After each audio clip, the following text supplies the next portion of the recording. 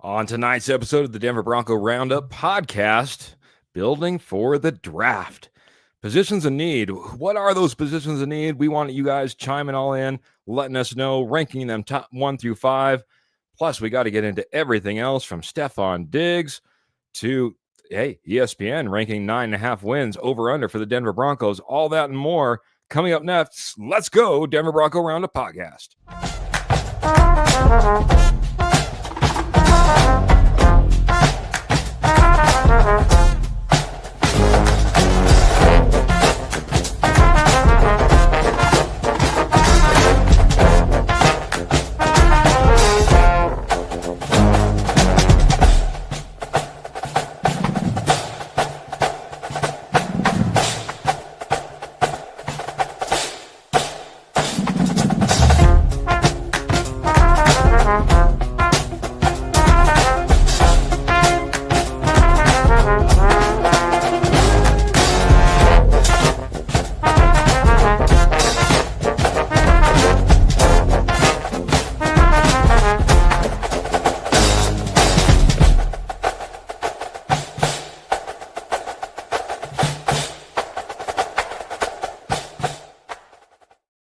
Well, hello, everybody. Welcome to the Denver Bronco Roundup podcast. My name is Keith Brugman, and we went from a show, just our last show, from being a horseman to, well, I'm riding solo tonight, but I'm going to be talking Denver Broncos football. I'm not going to be alone, though. I'm not going to be alone. We got to be jumping in here, though. We got to be talking about these draft needs.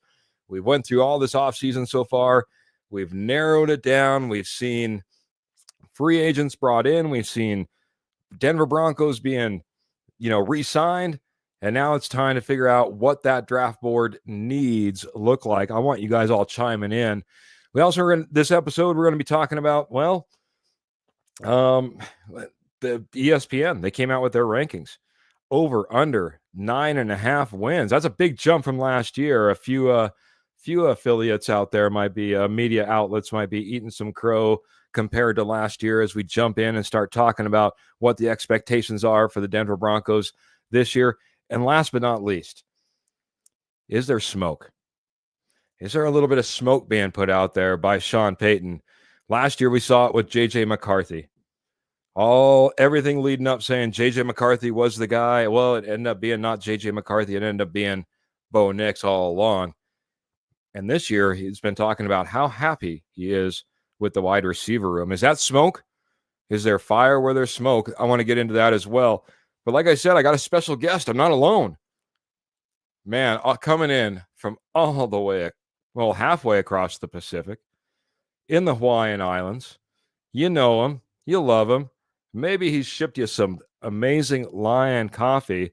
Mr. Patrick Wiltsey, welcome to the show. How you doing this evening, sir? Thanks. Appreciate it. Things are good. Like I said, chilly, but other than that, okay. he's experienced a cold winter over there in Hawaii, and I know that most of our fans aren't tuning in from Hawaii, Patrick. How cold is a cold Hawaiian winter day right now? Mid-70s. Wouldn't we all enjoy just a little bit of mid-70s and some rain right now? Patrick, thank you so much for joining us. I appreciate it. Sure. Hey, at least it's a little bit earlier over there in Hawaii. We're not keeping you up too late, right? No. It's only 3:30. It's only 3:30. I'm going to jump into the posse. You know the posse. You're usually in there. You're a commenter as well, but I got to say some hellos. You know how it goes. Mr. Paul Schaefer saying, what is happening? Miss Pearl coming in. You know her, you love her. She's part of Morgan Trinkets. We'll be talking Morgan Trinkets here in a little bit, I'm sure, right? Saying hello to everybody, including you. Excellent. We also have Graham saying, coming in on YouTube, he's saying, hey, everyone, Paul and Pearl. Captain's coming in saying hello.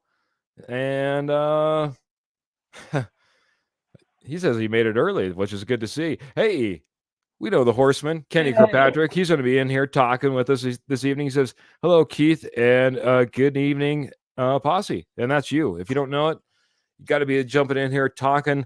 Again, first, we're going to be talking about that that ranking of where we're going to put the top needs for the Denver Broncos when it comes to NFL draft day. Where are you, what positions are you putting a top need? I want those coming in.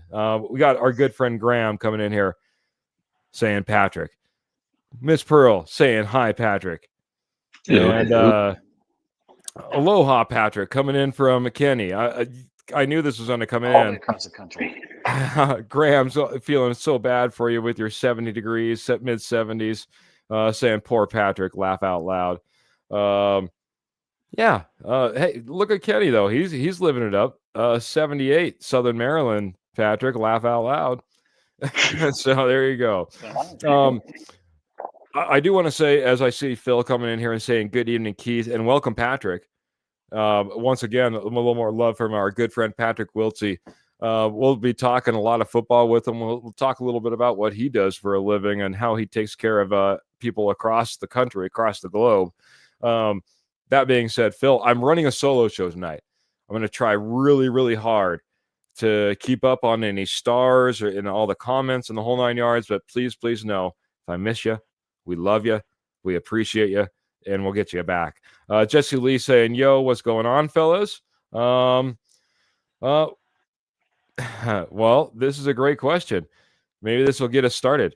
What's our dream first round pick? Well, I guess if you were going to go out there and you said, we have positions of needs, and it lined up with our dream pick, that would be one and the same, Patrick. Like I said, we're going to go through this, but, we'll go ahead. I want to do a 1 through 5. We'll start it off easy. And I'm going to start with you. Patrick, you've been watching the Denver Broncos. You've been watching what they've been doing all offseason. What is the number one need heading into this draft that you would like to address first and foremost? Doesn't matter the player. We don't even need to talk about the player. But if you could just address the position first and foremost, what would that need look like? I still think we could look towards one of the linemen, offensive linemen or something, because it doesn't matter who we have running the ball if they can't knock a hole. And you need younger guys. McGlinchey's not getting younger. These guys are. You need backups. They can't play however many, and they need a strong. I think you need a strong backup. But besides offensive line, it's got to be, running back. I think they address tight end with, some free agent needs and whatnot. And those. I don't have a problem with our receiver room. I think we're okay. So to me, it would be more offensive and defensive line and like running back. Well, you got to pick one, man. If you're going to pick one position, just give me 3, man. Very true. Well, I think you can pick up a good running back later in the draft. Okay. So first round, I would have to say probably offensive line. Offensive line. Wow. Out of the box thinking from a out there in the Hawaiian Islands. A lot of people might think that we're stacked there, but at the same time, you go back, you think about what George Payton said when he came right off the offseason. He says, we believe in stacking deep in these lines. If you look at what we saw from the Philadelphia Eagles and how they won this Super Bowl, they didn't win it with flashy plays. They won it in the trenches. They won it by being deep and being strong. And there's something to be said about maybe putting an offensive line up there. It's not like Garrett Bowles is getting any younger. It's not like Mike McGlinchey's getting any younger. We do have obviously like a guy like Quinn Miners, but Ben Powers, how much longer is he going to be around? Do we have faith in Wattenberg? Do we have the ability to maybe go out there and get the best center and really shore up that offensive line? Because that's one of the things I was talking about maybe in this offseason is going out and getting a Drew Dalman. Because how much, like you said, how much better would this offensive line be able to open up holes for any running back? Doesn't matter who it is or where you get that running back. Or maybe he's already on your roster. If you can be that dominant offensive line, there's something to be said for that, man. Off the board thinking, man. But O-line, Man, Patrick, I like it, man. I like it, man. We haven't picked an O lineman in what years, right? Yeah. It's been quite a while. I can't remember what's Bowles, right? Yeah.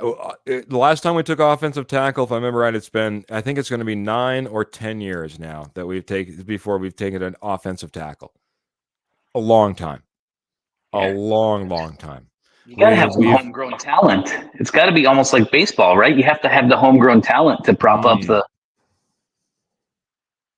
Well, yeah, you gotta have that like you said, homegrown talent prop up what you have there at the top level, right? You know, I used to be a baseball fan, but honestly, it's been tough to watch my two favorite teams, which is the Colorado Rockies and the Los Angeles Angels. So I've been really diving into the Denver Broncos. But the farm system is key. And like you said, hey, if you have a little bit of homegrown talent, sure would be nice. We've had a huge rotation at right tackle for the longest time. Garrett Bowles, fairly steady, but that right tackle position, it's been a turnstile until we've gotten McGlinchey in these last couple of years. Off the board thinking, but you're not alone. Captain's coming in saying O-line as well. So Paul's coming in with a defensive line. First one came out was obviously one that I think that I'm going to go ahead and choose. If you're going to go O-line, I'm going to go the other side. I'll go ahead and I'll go that running back. I think if we could go ahead and if you think there's that guy, and like I said, I don't care what the name is. I don't care how far out of reach. This is just our needs. If we're just addressing needs, sure would be nice to have a running back that you can 100% count on. Doesn't matter how you get there, if you think he falls or if you think you have to trade up. I still think a number one need, if you looked at this roster right now, especially in Sean Payton's mind, I think he's like a running back away from really making this thing hum, really making this thing go. So I'm gonna take the easy one. Thanks for leaving it for me. I appreciate it. I'm gonna take running back. That's good. That's gonna be my pick right there. Patrick, there's gonna be a lot of people voting for different different positions all the way across the board, and I know there'll be a lot of different thoughts, but we're gonna roll right into number 2.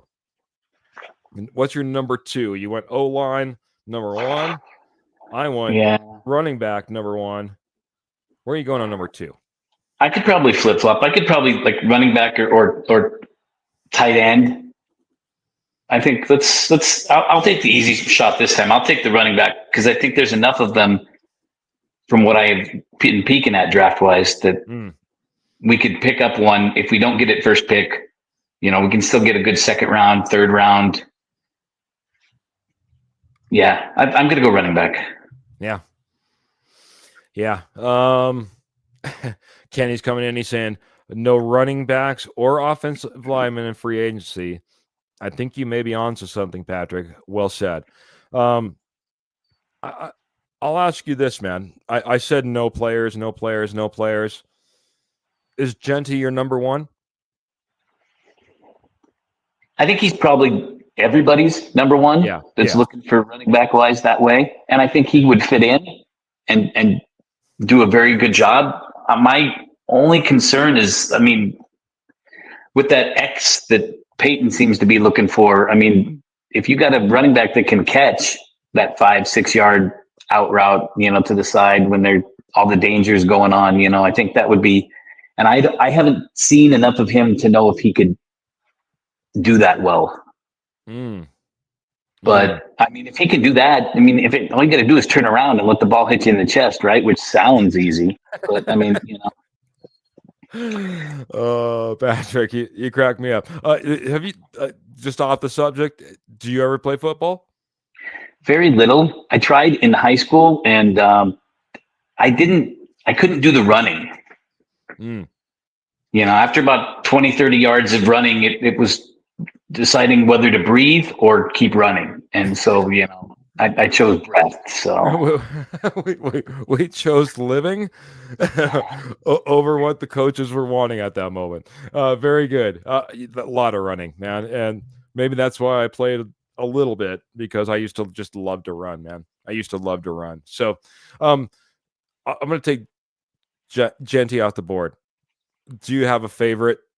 Because everyone thinks that guy is going to be gone way before we ever get a chance.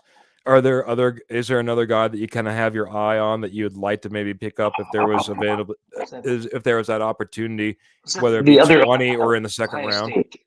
That other Ohio State kid, I can't remember his name. Judkins? That sounds close. Yeah. I know Ohio State. I just remember because I got to see a couple games this year and Trayvon Henderson, and then you have Judkins as well. Oh, so. No. I think I'm thinking Henderson. I think Trayvon Henderson. Yep. Lot of people liking Trayvon Henderson. Definitely has that Joker type of aspect to his game. Great out of the backfield. Great up, carrying the ball. Trayvon Henderson would be a great number 2, figuring that, again, Genty's gone. Ashton Genty's gone. So, awesome. I'm going to kick over to my number 2. And maybe I'm going to surprise a couple of people. And then I'm going to get caught up because Kenny submitted his picks as well. So let me skip around a little bit. But my number 2, I'm going to go wide receiver. And this is the reason why. We've had Courtland Sutton now that's been kind of stretched out as far as his contract is concerned for 2 years. Last year, it meant that he didn't necessarily show up for non-team activities, showed up for everything he was supposed to, got a contract done, everything was good. Heading into this year, he's in a very similar situation. We'll probably get another contract done. You know what I mean? We'll probably get it figured out. He'll probably be back in here. But it doesn't necessarily make me feel like we're all in on Courtland Sutton. Marvin Mims has been a Pro Bowler and an All-Pro, but it's been as a special teamer. And he's been struggling to get 500 yards in a season. You have Troy Franklin, who you evaluated higher, went up and got. But quite honestly, he's still not a high draft pick. He's only a 4th-round pick, and Devon Vele, who's a 7th. This is your roster. I think at some point, like you were talking about for offensive line, you need to start thinking about wide receiver and who's homegrown and where your depth is and making sure that you're investing in that room. That's a room that you can put 4 or 5 guys out on the field at any given time. True. Sure would be nice to have a little bit more depth there. I think Franklin will come along. He was just a drop or 2 away from having an incredible season. I mean, those bombs that just out of nowhere, it's like, you just fall over when he drops them. But the speed of the game, even at wide receiver, going from college to pro, maybe he just didn't handle it as well. Maybe with a year under his belt, he can start, getting those fundamentals, running the proper route, doing all the little things to stack, and that way he's not worried about the hands. It just falls into place. I agree. There, in all of these, I think for the first time, the Denver Broncos are looking at, for the most part, adding depth. We're not going to be talking about a guy that absolutely needs to go in there and start day one. Even at running back, I would like to see what Audric Estime could do. We invested in Audric Estime. We didn't get to see a whole lot of Audric Estime. And if we're going to follow the same path, it seems like Sean Payton's following, whether it be a Moss or a Mims, it might take a little bit of time before we see the guy like Troy Franklin, Audric Estime get playing time and develop. But it doesn't mean that you're not adding to that room in case that doesn't pan out. You always want to have another option. So I think Estime just got caught up with that first fumble in the first couple of carries, and I think that put him in the doghouse, and he just never really got out of the doghouse. So a little bit in preseason, a little bit at the very beginning of the season. All of a sudden, supposedly a little injury creeps up on him, keeps him off the field for a little while. Yeah, I think it put him in the doghouse a little bit. and he has to earn his way back. But I think he still has an opportunity.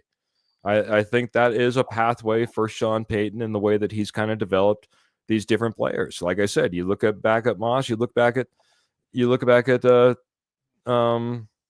Mims. Sorry, lost my train of thought for a second. You see these guys that take a little bit of time to hit the field. Ernie Mays chiming in. He says wide receiver is third on his list. And Captain says, I like our wide receiver. I like our wide receiver, but need depth too. I did drop a little bit of an article in here. Feel free to take it for a read. It's a little bit about the Sean Payton smoke. We'll be talking a little bit about that later, but it kind of tied into what we were talking right now. Love that you guys are loving all the reads that we're doing, including what Kenny put out there on his dark horses for draft. Talking about Kenny, I said that we were going to get to his comments and his kind of lineup. For him, running back is number 1, and number 2 is that inside linebacker. He says, don't trust Singleton, and Greenlaw will still stay healthy all year. I'll go over to you. How do you feel about our inside linebacker room? You know, we have Alex Singleton, we have Le'Veon Bell, we have Drew Sanders, we added Dre Greenlaw. How do you feel about that linebacker room? I mean, I think you could always use depth. You could always use another solid piece to be able to put in there. Somebody just got cut today. I saw that I thought would be a good fit. I couldn't. You're breaking news on me because I had to work today, sir. So I might not be able to help you there. If anybody in the posse knows, please. Houston or something. I can't remember the name, but he's a starter for 7 years, and I mean, his best bet was run stuffing from what I was reading. So I know that there was I want to say there was a Patriot that was cut, if I remember right. That could be. Yeah, I believe but so. You're sure stumping me on the name. It's I don't know. I saw it about 2 minutes before we came on here, so I didn't catch the name for it. But I mean, inside linebackers, it's rough. I mean, linebackers been really rough since Vaughn got traded away. You know, so it's been any linebacker's been rough, but. Graham's cracking me up. I'm sorry about the smile. Anybody that's watching live, but I misspoke. Lavelle Bailey, not Le'Veon Bell, because that was a bad misspeak. I don't know. Maybe he could play linebacker. And running back, all right. He's still. No, he's out now, right? He kind of took himself out of the league. Remember, he sat out that year and then tried to come back with the Jets, and that didn't necessarily work out. And then that was the end of Le'Veon Bell. Kenny says, I had to respectfully disagree, Keith. You invest first round pick, second round pick, and some third, not day 3 picks, in my opinion. You invest in first and second round picks and some third, but not day 3 picks, in my opinion. Kenny, if you can elaborate, not enough information. I can't keep up with what you're saying there, buddy. You can still get some good starters day 3, though. You can get some of those guys, even if it fills out special teams. If they can contribute on special teams, that's what 8-10 plays a game. That's a fairly solid piece to have in there that you can count on. So. Yeah, I'm just thinking that wide receiver room. I'd still like to invest in Troy Franklin and Devon Vele. You know, I mean, just as an instance, you know, those are 4th and 7th round picks, you know, still want to see maybe, you know, some investment there. Franklin and Mims running down the outside edge. That'd be awesome. Yes. Investing in Estime, Kenny says. Yeah, I think, well, you know, I get that, but I think that you also had to give a little bit of breadth of work before you write somebody off. I'm willing to give Audric Estime, you know, training camp. I don't care if it's Travion Henderson. I don't care if it's Ashton Genty that comes in there. Guy should be in there and he should be working to try to get that number 1 position. And I think he has, or should have, a little bit of an upper hand in most situations. It's been in here. We did think about him as being a investable product. You know what I mean? At one point, it was only last year. Let's go ahead and see what the guy's got. Regardless, training camp's going to be interesting. It's going to be a great year for training camp. Anybody that can get out there, because I think it's going to be a true battle rather than assumed and hopefuls. It's going to be battles out there. It's going to be battles. We're in our battle. Fingers crossed. My wife said it's a must. So that's always a good thing. I want to get to your number 3, sir. I'd probably I'm going to stay line, but go defensive this time, because I mean, if you can get a good solid, even like you said, so that'd be second day 2, third round. Yeah. So if you can get a decent third round, even if all he does is play every play, what's wrong? Doesn't need to be completely stand out quite yet, but if he can draw a little attention away from DJ, from any of our high priced or higher priced DJ Jones starters. Yeah. I think if he can just be enough of a presence, I think third round is a good time to pick somebody like that up. Yeah, a lot of questions. Zach Allen's going to be coming up on needing a contract extension here pretty soon.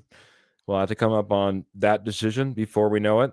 Don't get me wrong. The Broncos will be running into some better cap position in the next couple of years, getting rid of that Russell Wilson contract after this year. That being said, DJ Jones, you've invested there, but what's up for Malcolm Roach? What's up for John Franklin Myers? There's a lot of questions there. And do you want to rely on DJ Jones, Malcolm Roach, John Franklin Myers for years and years to come? Or is it, well, like you said, time to invest, time to make sure that you're bringing in that stud that can maybe help in that run game? We all saw it. This group struggled against Buffalo in that playoff game against the run. Yeah, that was not pretty. Yeah, it wasn't pretty. Well, and that was just that's the freshest game in our minds, right? Yeah, if you're a Buffalo fan, it was pretty, but no, it didn't seem like it looked like high school going up against college. Just like we had no idea. They're going to run it, and we had no stopping. There was just they were Swiss cheesing us. Yeah. It's not what we wanted to see. You can blame some of it on the defensive line. You can blame some of it on that linebacker room, maybe, that we've invested in this offseason. But that defensive line, it could use some help. It could use some youth. I'm in so much in agreement that I have it as my number 3 as well. Hey, I was right on something. No, it's not about being right, man. Man, I tell you what, if we only have Sean Payton run the room, I'd be scared, man. You got to have some opinions in there, and some people talking about different options and different ideas and where we think that we should go. I think if it was up to Sean Payton, I think we'd be seeing a lot of offensive guys and not too many defensive guys. I don't know if defensive line might that there's number 3. He might push something else up there, something that we have on our 4 and 5 here. But that being said, it's again, I think I'm right there with you. I think the defensive line is a prime position. And I know that Trevor, he chimed in here. I'm going to see if I can get a comment of his in here. Trevor, one of the 4 horsemen, part of the Denver Bronco Roundup, coming in here and saying, hello, Keith and Mr. Patrick Wilsey. Great to see you. Lion Coffee is the best out there. No doubt. We'll be talking about that. We're coming up on a sponsorship break, and you're going to be part of it, Patrick. I hope you're ready. But Trevor's been huge about defensive line. He's been so huge about the defensive line. I wouldn't be surprised if he was on here this evening and he was talking about it being his number one priority from Trevor. That's how strong he's been about this, man. I want to get to number 3 for Mr. Kenny Kirkpatrick, because he submitted his as well. For him, and I'm surprised we've gotten this far, both me and you, but for him, it's tight end. He says, Evan Ingram injury history is a concern. Pick up one in the draft. So for him, he's pushing number 3 for him is tight end. He's got a good case for it. I'm going to roll into number 4. I'm going to let you take the table for number 4. I think we can get one more pick in before we get our sponsorship break. We'll get number 5 on the other side. But Kenny with the number tight end. I want to know, is anybody else out there kind of concerned about that Evan Ingram injury history? Have we taken that into context enough? I'll ask you actually before you give me your number 4. Are you concerned about the Evan Ingram injury history, Mr. Patrick Wiltsey? A little bit, but I think we've seen the last couple of years since we adjusted our strength and conditioning firm, coaches, whatever, the people that are in charge of that stuff. There seems to be a lot less injuries. And I don't know if that's attuned to just that we just had a bad year and these years we rolled the dice better. But whatever they're doing seems to really be working. And even McGlinchey, he had an injury history, but he only missed 1-2 games last year, I think, with that knee. I mean, or upper leg injury, whatever they listed it as. But they had their things. I mean, I don't know. Honestly, I'm not as concerned about his as I am Greenlaw. Okay. I think Greenlaw's a little more concerning to me, but fair enough. I mean, we brought in a few injury concerns, whether it be Talanoa Hufanga, Dre Greenlaw, Evan Ingram. We are rolling the dice a little bit, but you bring out a great point. Our strength and conditioning team did fantastic last year. It was a huge turnaround. It was something that Sean Payton pointed towards for the entire team to see. Number 2 in the league. And he said, why would you want to condition any place else? Who is going to give you better conditioning than the guys that are doing it here for our team? We've shown it to you. We've proven it to you. And that's a great culture building type of thing. If you can have those guys working out in your facility rather than thinking they have to have their personal trainer in Florida in order to get ready, I'll take it, man. I'll take it. New England released linebacker Jacobs and Parker today, he says. So maybe those were a couple of names that you were thinking about for that linebacker room. Captain was asking, do we still have little Jordan Humphrey? Little Jordan Humphrey is now a New York Giant. Yeah. So, new jobs for new people. By the way, I wasn't sure if this was going to happen, but news since our last episode, Michael Burton, fullback, is back. Really thought that Atkins might be able to take over that role as a tight end fullback type of mismatch or a mashup, I guess you could say. But Michael Burton comes back on a contract. Again, sometimes these contracts are fairly minimal. We'll see if it makes it all the way through training camp to the 53 and the whole 9 yards. But at least at the onset, we see Michael Burton return as well.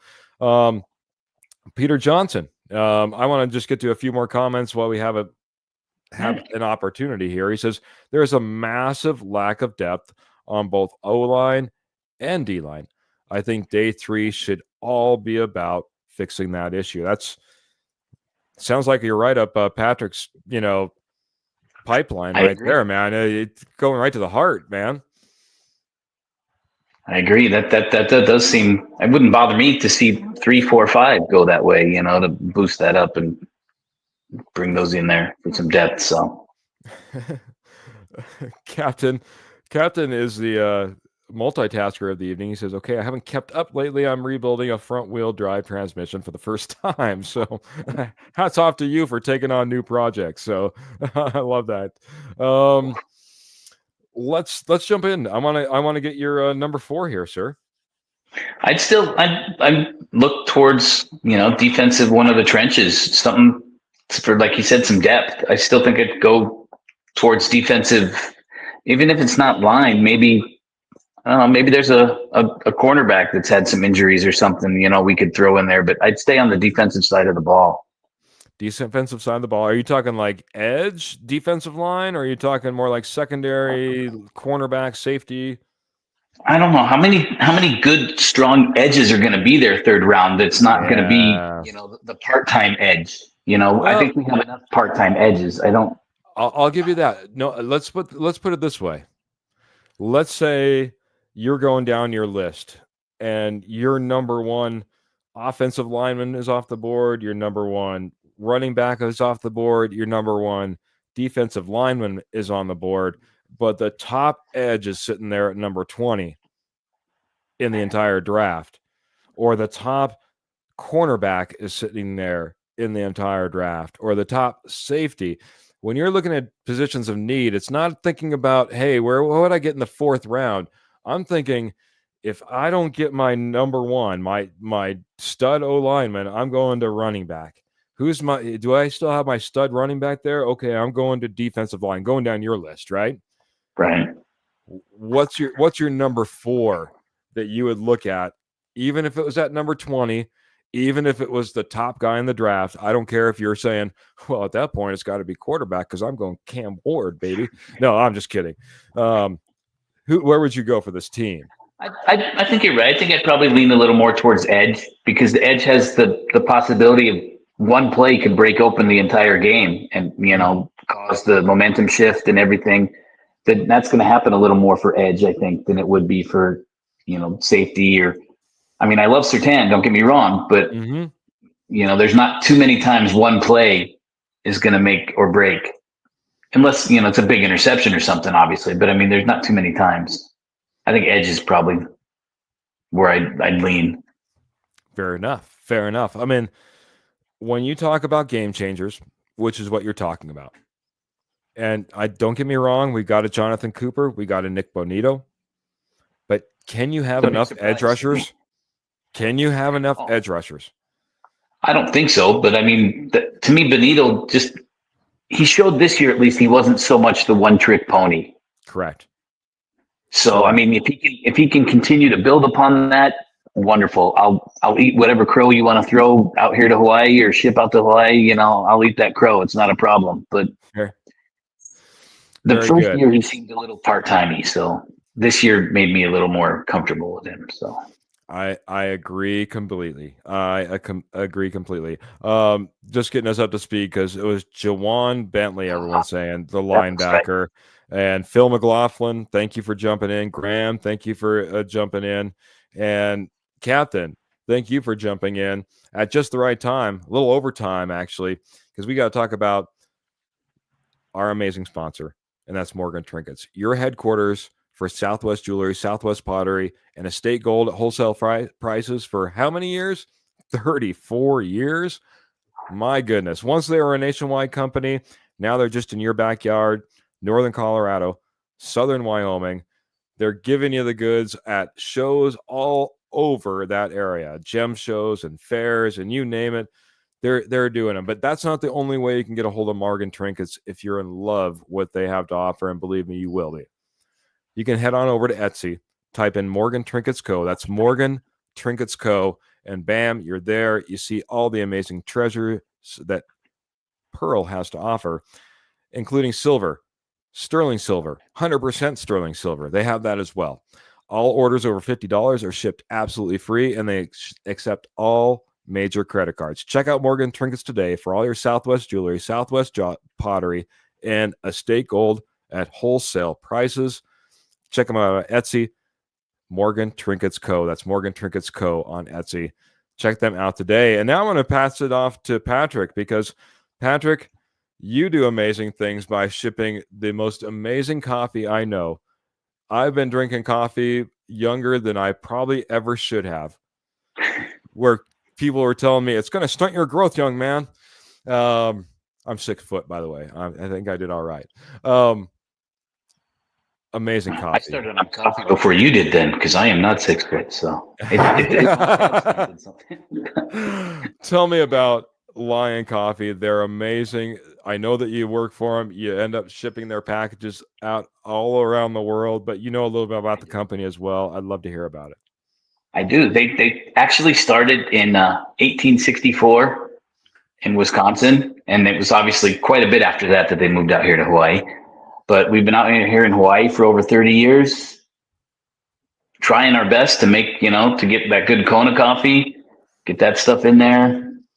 And, we import a lot of coffee, which is, I don't know. I have tried others, and I still have one or two that I don't mind trying. But yeah, it's definitely I enjoyed what we do here. I think we do a good product for, you're not having to work 3 hours to buy some coffee for yourself to be awake, so. You're selling it short, man. Lion Coffee is an amazing product. Like I said, it's full flavor. You guys have amazing product, whether you're looking for, 100% Kona, whether you're looking for those Kona blends, whether you're looking for that amazing vanilla macadamia nut that you guys just knock it out of the park on. You guys just have my wife only drinks decaf coffee. Oh, okay. And when we placed our order, you shipped out that decaf coffee, and she got that. It was the most amazing. I enjoyed it. For the first time, I was enjoying decaf coffee. It is that great. Check out Lion Coffee, lioncoffee.com. Yes, sir. That's probably the best one. Lioncoffee.com. Just head right there. I know they have some special offers in there. I'm going to jump back into the posse. We're going to get to our number 5, or I got to get to my number 4. We'll get to our number 5s. Then we'll just see exactly how much more time we have. We've spent a fantastic evening. Thank you for spending all this time, Patrick. Yeah, no problem. It's good to know. It's good to talk with people. I enjoy this. And I don't get to talk much football in my household. It's a lot of females that don't care about football in my house. So grew up in the same households, Patrick. Don't feel bad. We know him. We love him. As Kenny would say, he's everybody's friend. The Ronk, you got it. Mr. Michael Ronquillo. Michael, I'm running solo with a guest. So if you're helping us out with stars or anything like that, I told Phil this as well. Thank you. And thank you to everybody just being in the chat and helping us out along the way. He's saying good evening, Keith and Patrick. Go Broncos, orange and blue hearts, mile high salute. We know how Michael Ronquillo, the Ronk, does it up, the OG. Thank you so much.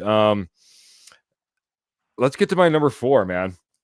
I'm gonna go to a spot that we did address in free agency, but I still wouldn't mind picking up a stud, and that's that inside linebacker position. As much as I love Alex Singleton, by the way, I live in Montana. He's a Montana State Bobcat. Okay. I've followed Alex Singleton from the time he left Montana and was drafted, and went off to Philadelphia and was a special teamer and made his way onto the Denver Broncos. I'm an Alex Singleton fan. I've loved what Dre Greenlaw has brought to the game ever since he stepped on the field.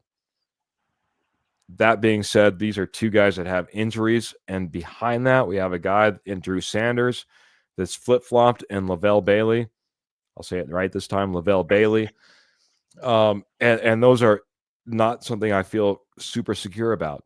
Go out there, and if you have the opportunity to get an inside linebacker, I want it addressed. That's going to be my number 4 here, buddy. Yeah, I can understand that pick. I just think between Greenlaw and Singleton, if he can come back healthy, where do you run the ball? Where do you go at? You got either one of those two guys. There's no, maybe that can pull off some of the pressure not pressure to remain healthy, but they're not so. Singleton doesn't need 1,000 tackles a season. He can. There's other people that can back him up, that can be there for around the ball. Well, we talk about depth. That's been a lot of what we talked about all night, Patrick, and you're nailing it. Maybe have a little bit more rotation. Take him off of having to make 100+ tackles every single season when he's out there. Get a little bit better rotation. We also have Justin Sternad. He was signed back on a contract as well, so we do already have a little bit of depth going on there. We saw him last year, kind of a stud when he was asked to pressure the quarterback. He did well when he was called upon in that particular situation. Can improve his skills, and or maybe he's not the athlete to be always out there in coverage, and that's why you'd like to see a little bit of rotation. So, inside linebacker for me at number 4, but now we're at that number 5. Oh, you know what I need to do? I need to pull up Kenny's because he had a number 4 as well. Number 4 for him, and I think I get out of order for him. Oh, number 4 for him would be wide receiver, and I kind of talked about that as well. For him, he says would like a slot wide receiver in the draft, or he'd like Keenan Allen, kind of leading to my speculation of all that smoke of being excited about this wide receiver room. So for him, he's going number 4. He's going wide receiver.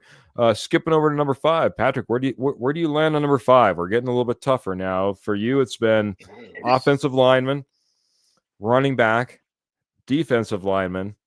Then you went edge. Yeah. Now we're down to number 5.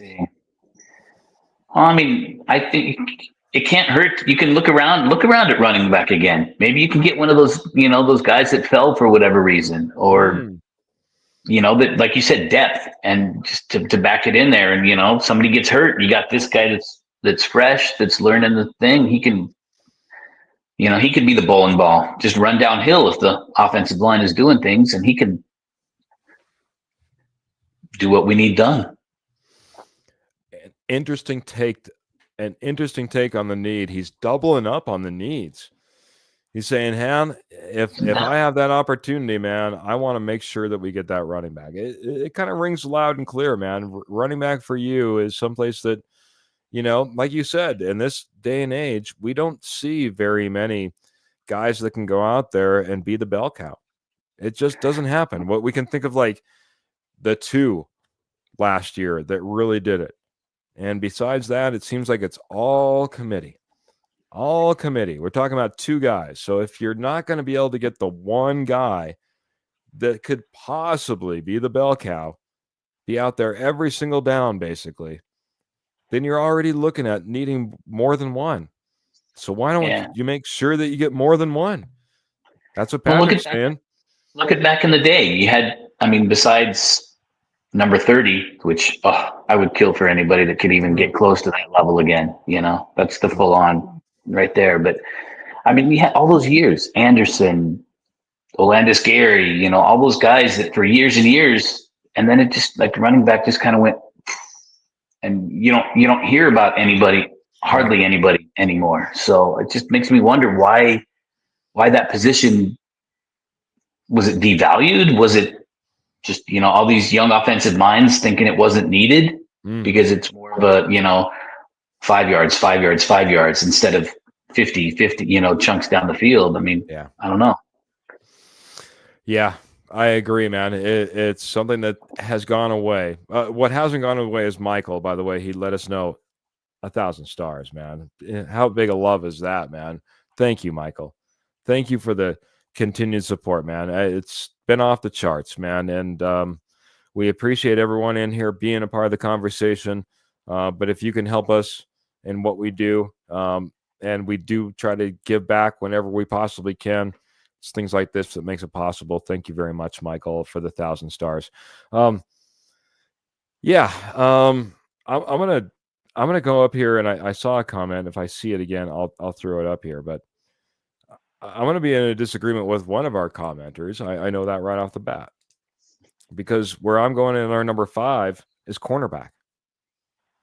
You can't tell me that, for me, if the number 1 running back was gone, the number 1 wide receiver is gone, the number 1 defensive lineman was gone, and the number 1 inside linebacker was gone, that if you got the number 1 cornerback to line up opposite of Patrick Surtain, oh my goodness, that could be evil. Yeah, that could be good. That just shuts down everything back there. Don't expect 2 wide receivers to ever get open. Boy, that's a scary, scary idea for any offense coming in to face the Denver Broncos. I'm going to go ahead and I'm going to put cornerback on here, man, because I think that could be an absolute game changer in this game. If you get the number 1 cornerback, if that's what you happen to get, it would never happen that you get the number 1 cornerback, but heaven forbid, that's where I'm going. You could pick that at 20 if that's where they decide to go at 20 to do that very thing. That's what I'm saying, man. If all these things are sitting at 20, if I can't get the number 1 running back, if I can't get the number 1 wide receiver, if I can't get the number 1 defensive lineman, I can't get the number 1 inside linebacker, but I have the opportunity to get the number 1 cornerback, man, you got to think about that. You got to think about it a lot, because I think it'd be a game changer. Going opposite, just to keep us up to date with Kenny, because he did submit his. For him, punter. He said Matt Hack is not the answer. Draft or bring in an undrafted rookie.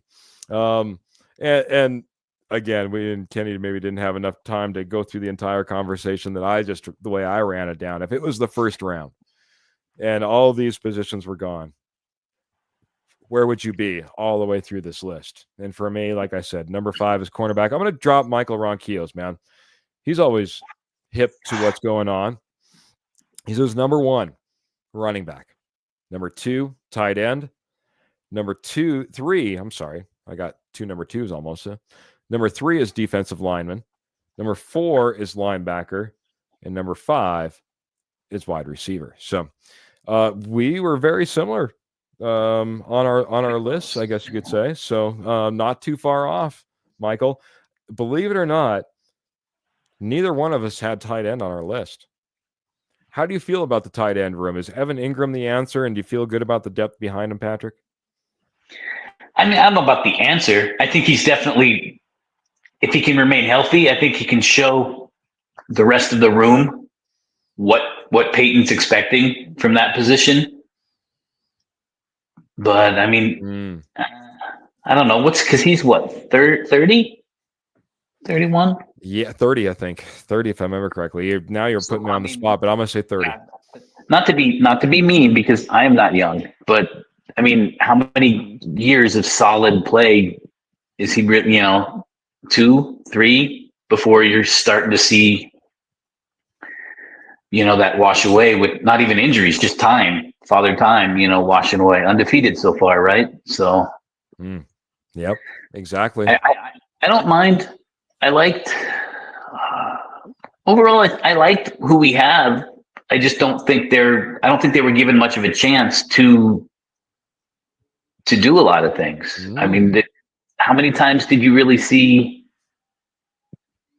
the tight end breaking away? Or I don't think any of them could block.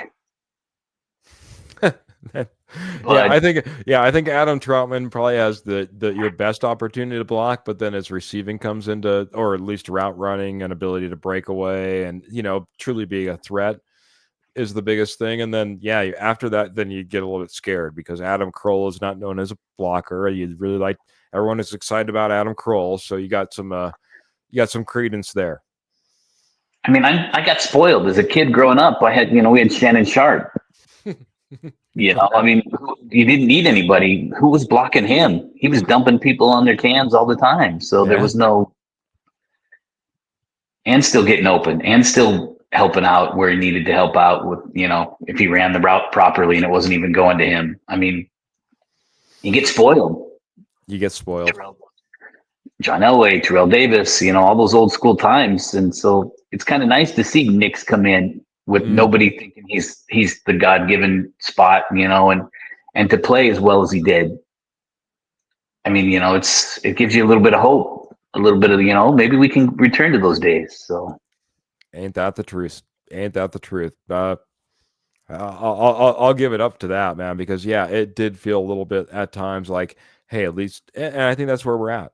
We're talking about building around this quarterback, and it feels like we're ascending, and we need just to start to put these pieces together. And if we can have an Evan Ingram go out there and have a great season, and Marvin Mims continue to get better, and Troy Franklin to continue to get better, and Cortland Sutton be that mainstay, and mix in some Devon Bailey, and who knows, Audric Estime ends up being that beast of a running back, even if we're just looking at the roster as it sits right now. You know what I mean? It's something that we want to see and experience and continue to thrive, because that's something that we haven't felt like we've had, Patrick. At this point, Patrick, we're almost at the end of the episode, and we talked about this being a draft board, how we would go ahead and stack this up. Kenny said, I misunderstood. That's why I put punter in there. But that being said, like I said, short conversations today. I was all working. He was all working. Patrick, I know that you were a busy man as well, but thank you so much for jumping in here and being a part of the conversation, man. Anytime. Let me know. I have no problems. I'd love to sit and talk football. And I got to sit and talk football and coffee. Like two of my favorite things. So There you go, sir. Maybe if we ever have an off chat that we all jump on here, Patrick Wiltsey will be invited in as well, since he loves to talk football and doesn't get the opportunity in his household. I feel so bad for you. I've been there, my friend. Thank you. I just want to say, as we're starting to wrap up out of here, like I said, thank you again, Patrick. Thank you, Lion Coffee. Not because you've done anything necessarily for the show, just for being something I've ingested and loved. And thank you for putting out the amazing product. You guys do an amazing job and changed my life on as far as coffee is concerned. Well, you order it, I'll send it. So that's how it works. I wish you could send a little message on every single box that you see go through to all our friends. Patrick, again, thank you. I'm going to say thank you to everyone in the posse, man. Amazing episode. Thank you all for chatting. I again, running solo, having our special guest Patrick here. It's been tough trying to keep up with you all, but thank you so much. Thanks for all the star givers. I know that Michael reached out, said that he dropped some stars, so I'll say thank you to Michael, but thank you for everyone who chimed in. From our great sponsors, or I'll say sponsors tonight. Lion Coffee, you're an unofficial sponsor, and our main sponsor, Morgan Trinkets. Thank you for everything that you do in order to bring this broadcast to our Denver Broncos fans. But remember to like, share, and subscribe. We go live every Tuesday, every Friday, 7:30 p.m. Mountain Standard Time. We're on YouTube. We're on Facebook. Take us on the go. We're over there on Apple Podcasts. We're over on Spotify. We'd love to get all the shares, the likes, reviews, the thumbs up, everything that you can possibly do. Thank you so much. Can't wait to continue to break down this offseason as we head into the NFL draft, man. It's right around the corner, Patrick. Are you ready? As ready as I'm going to get, yes. We have our little draft party here at Lion Coffee. We put it up on the big screen, and everybody's checking in every few minutes and whatnot to see, because there's a good mix of people. It's not all Denver fans, unfortunately, but there's a good mix of teams out this way. So awesome, man. I'm glad that you can have that experience, share the experience, and have that fantastic draft party. You were talking, hey, it'd be great to go out to Hawaii. How about great would it be to go out for the DBR, to go out for a Hawaii draft party? Man, that'd be something else, man. That'd be off the charts. So don't know if that's in the mix right off the bat. Certainly not this year, but we can all dream. As you all dream this evening, though, thank you so much. Thanks for being a part of the Denver Bronco Roundup. Again, we'll catch you again. It's just going to be right around the corner. It's going to be on Tuesday. But we always leave the show one way and one way only. Make sure you keep those feet in the stirrups, or those boots in the stirrups, those guns in the holsters. And, of course, the Denver Broncos right there in your heart. Till next episode, take care, everybody. Have a great night. We'll see you next time. Thanks.